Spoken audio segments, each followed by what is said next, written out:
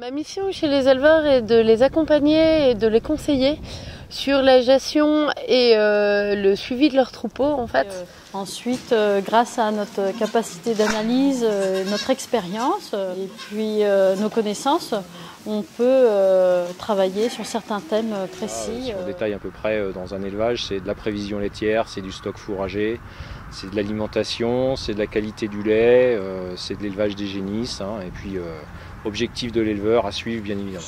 Je pourrais dire aujourd'hui que vu le contexte, la partie technico-économique est de plus en plus importante. Ça permet de se remettre en question, de vérifier avec l'éleveur les cohérences de son système et de lui apporter des nouvelles solutions ou lui apporter un œil extérieur. Je ne vends pas d'aliments, je ne vends pas de pierres à lécher, pas de minéraux, on vend que du conseil et on vend du conseil donc neutre, donc adapté le plus possible aux objectifs de l'éleveur.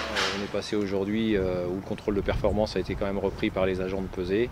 Et on est quand même pour 95% de conseils en élevage, effectivement. On est en réunion de groupe où on peut échanger nos compétences, avec les jeunes d'un côté et puis les anciens de l'autre, voilà. Mais on a aussi toute l'équipe d'encadrement prête à répondre à nos questions très spécifiques. Et en plus, on travaille en réseau avec les départements limitrophes qui nous amènent également des références et des échanges. Aujourd'hui, nous, on vend que du service conseil et on a quand même bien besoin de toute cette innovation de technique pour échanger avec les éleveurs et avoir une avance quand même sur les nouvelles technologies. Donc ça nous a aidé aussi à évoluer dans notre métier, dans notre conseil, pour être plus pointu aujourd'hui.